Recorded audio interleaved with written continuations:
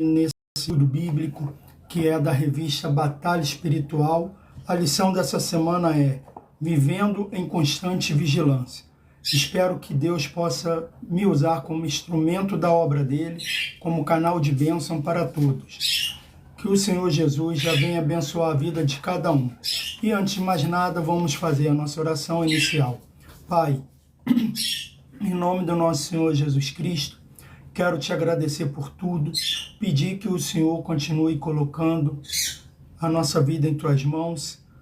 Nos dê, meu Pai, a orientação que devemos tomar aqui com esse estudo. Nos ensina tudo aquilo que o Senhor deseja que a gente venha aprender. Obrigado por mais essa lição, no nome santo de Jesus. Amém e graças a Deus. Amém, graças a Deus. Vamos para a nossa lição, que é Vivendo em Constante Vigilância. O nosso texto bíblico vai falar em Mateus 26, do 36 ao 41. Então chegou Jesus com eles a um lugar chamado Getsêmani e disse a seus discípulos: assentai-vos aqui, enquanto vou além orar. E levando consigo Pedro e os dois filhos de Zebedeu, começou a entristecer-se, a angustiar-se muito. Então lhe disse: a minha alma está cheia de tristeza até a morte. Ficai aqui e vigiai comigo. E indo um pouco adiante, prostou-se sobre o seu rosto, orando, dizendo: meu Pai, se é possível, passa de mim este cálice. Todavia não seja como eu quero, mas como tu queres. E voltando para os seus discípulos, achou-os adormecido, e disse a Pedro: então nem uma hora pudeste vigiar comigo? Vigiai e orai, para que não entreis em tentação. Na verdade, o espírito está pronto, mas a carne é fraca. Amém. A nossa introdução vai falar a exortação à vigilância na presente lição abrange dois aspectos da vida cristã. O primeiro diz respeito às palavras de Jesus na agonia, em Getsêmani, na noite em que ele foi preso. O outro aspecto refere-se ao contexto escatológico, no sermão profético registrado nos evangelhos sinóticos. A presente lição mostra os aspectos da vigilância na fé cristã. O primeiro tópico dessa lição é o significado de vigilância. A vigilância é o ato ou efeito de vigiar, o estado de quem permanece alerta, de quem procede com precaução para não correr risco, e isso no mais diversos aspectos da vida humana. O verbo vigiar aparece na Bíblia no sentido de estarmos atentos em todos os aspectos da vida cristã. 1.1 vai dizer: vigiar e estar alerta. A palavra que mais aparece no Novo Testamento grego para vigiar é o verbo gregório, vigiar. Estar alerta, ser vigilante, que aparece 22 vezes. A ideia principal dessa vigilância é escatológica, Mateus 24, 42 a 43. E isso se mostra nas passagens paralelas de Marcos e Lucas. Mas quando Jesus diz a Pedro, Tiago e João: ficai aqui e vigiai comigo, isso significa que ele queria que seus discípulos ficassem acordados e continuassem a orar, ou talvez se protegesse de alguma intromissão enquanto oravam, mas Gregório é usado para denotar uma vigilância mais geral. 1 Coríntios 16, 13 e Colossenses 4, 1, 4, 2 e 1 Pedro 5, 8. Então, o que Jesus está falando aqui para os discípulos? Vigie, ora junto comigo. Porque Jesus ele já estava sabendo que a sua hora estava chegando. O seu dia já estava contado, que aquele dia seria o dia que ele seria preso. Então ele pega os discípulos e fala: ora, fica aqui vigiando e orando, vigiai e orai. Por quê? Porque ele foi orar, é aquele tempo que às vezes a gente tira para nós, quando a gente quer orar. E às vezes a gente está em casa, está com um filho, a gente fala assim: filho, eu vou ali e vou orar. Não deixa ninguém me incomodar, não. Continua aqui junto comigo. em oração, que eu vou orar ali, mas você ora aqui, junto. Mas, se alguém chegar, você está vigiando para falar para que eu não possa ser incomodado naquele exato momento. Então, essa é a questão ali que Jesus está falando. Ó, eu vou orar. Eu quero que vocês fiquem orando também. Mas também em vigilância. Por quê? Porque se alguém aparecer para querer falar comigo, você vai, pega, anota o nome, fala que não pode agora. Era isso que Jesus estava falando para os seus discípulos. Ó, ele deixou um grupo lá atrás. Ora, foi para frente com 3 deles. Fica aqui, mais perto. Ora. E aí as pessoas não têm nem tempo para orar mais. Não tem tempo para vigiar. Porque muda a sua oração porque está cansado, tem que fazer isso ou aquilo. Cadê a oração? Não consegue orar. Como Jesus falou, não consegue orar 1 hora. O tempo que Jesus estava orando ali, angustiado, era um tempo de 1 hora, que ele volta e fala, Pedro, vocês não conseguem orar 1 hora. Vigia, ora. Enquanto eu estou lá, ó, é como se estivesse falando para Pedro assim, você não disse que era aquele que ia me proteger se alguém viesse? Então, você está dormindo, como que você vai me proteger se você não está vigiando? É que nem na igreja. Temos o pastor, o grupo de diáconos.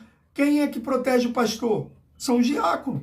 Não estou falando de briga, não estou falando de nada disso não, irmãos. É porque é aquilo, às vezes o pastor está no gabinete com alguém, alguém vem correndo, entra na sala do pastor, ele está atendendo alguém, e aí? Atrapalha. Então quem que tem que estar ali? Um diácono. Não, o pastor está aí? Tá, mas está atendendo. Ó, tá, mas vou ver se ele pode atender.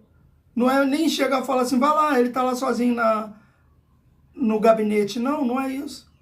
Ó, calma aí que eu vou ver se ele pode atender o senhor, a senhora. É dessa forma. É isso que Jesus estava falando para Pedro ali, ó. E para os demais discípulos que ele levou, Pedro, João e Tiago. Ora, vigia, toma conta. O ponto 2 vai falar vigiar, guardar e cuidar. É o verbo grego egripineio. Manter-se acordado, vigiar, guardar, cuidar. Aparece 4 vezes no Novo Testamento. 2 delas no sentido escatológico, no sermão profético, em Marcos 13:33 e Lucas 21:36.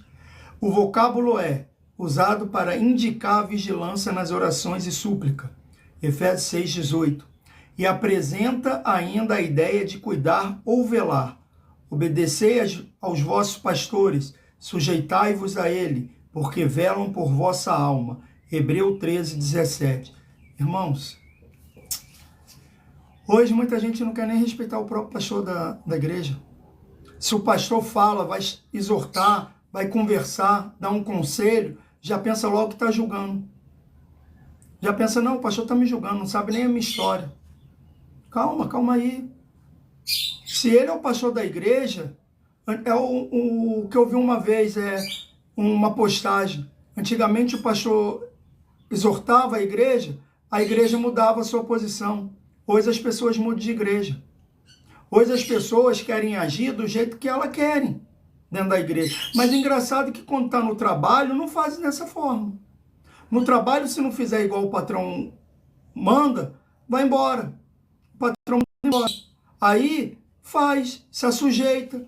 Mas quando é o seu pastor, o homem de Deus, aquele que vela pela sua vida espiritual, vela pela sua vida física também. Porque quando o pastor ora pela sua vida física, espiritual, está orando pela sua física também. E aí, se o pastor vai passar uma ordenança, falar alguma coisa, não, porque o senhor está errado, não é dessa forma. Calma, gente. A gente não precisa concordar com tudo. Tá certo. Que a gente tem nossas opiniões, mas não é para brigar, não é para desobedecer. Certa vez eu vi um irmão que falou, pastor, eu não concordo com isso, mas eu vou obedecer. Entendeu? Porque é dessa forma. O pastor, ele está ali para orientar. Agora tem pessoas que hoje trata a palavra de Deus, trata a vida espiritual de qualquer maneira, e quando o pastor vai orientar, fica de bico. Cadê a vigilância? ora de qualquer maneira, acha que orar é muitas das vezes é palavras bonitas, e não é dessa forma. A oração é objetiva. Aí às vezes ora para que Deus faça maldade com alguém. Calma aí, irmão. Não é dessa forma. Vigia nas orações. Ajuda seu pastor. Respeite-o. Ponto 3 vai falar, vigiar, ser sóbrio. É o verbo nefo, literalmente ser sóbrio, mas que aparece no sentido figurado de vigilância combinado com Gregório. Seu uso no sentido próprio pode ser visto em outras partes do Novo Testamento. 1 Tessalonicenses 5:8, 2 Timóteo 4:5 e 1 Pedro 1:13. Existe ainda o verbo eknefo, que só aparece uma vez no Novo Testamento, em 1 Coríntios 15:34, traduzido por vigiar, por tornar sobriedade. Então, o que acontece? Vigiar, ser sóbrio, é estar vigilante. As coisas que acontecem, passa por você, as tentações. A gente começa, existe um louvor agora, que um pedacinho assim, não sou cantor não, que fala sobre eu preciso calar todas as vozes, menos a tua. O que é isso? Dentro de nós, o inimigo muitas das vezes quer falar. Ele nos coloca as tentações. E se a gente não vigiar, der ouvido a essas vozes, a gente cai. Não precisa nem cair fisicamente, mas já cai no pensamento. Porque o diabo, ele coloca aquele pensamento para você ficar ali te tentando, e fica falando e você dá ouvido. E você não repreende. Por quê? Porque satisfaz sua carne. Porque o diabo, ele só vai trazer as coisas que satisfaça a sua carne. Ele não traz coisas que não vai se satisfazer. Já Deus não, ele traz o que ele traz para nós, ele vai satisfazer o nosso espírito. E o nosso espírito estando satisfeito, a nossa carne também se anima. Também fica satisfeita. Mas por quê? Porque é o que Jesus falou, orai e vigiai. Porque o espírito está preparado, mas a carne é fraca. Então, quando eu dou ouvido a essas vozes que não é de Deus, eu caio em tentação. Então, eu não posso cair em tentação. Eu não posso permitir que isso aconteça na minha vida. Eu tenho que lutar contra essas vozes. Sim, eu tenho que falar que Deus venha calar todas as vozes, menos a dele.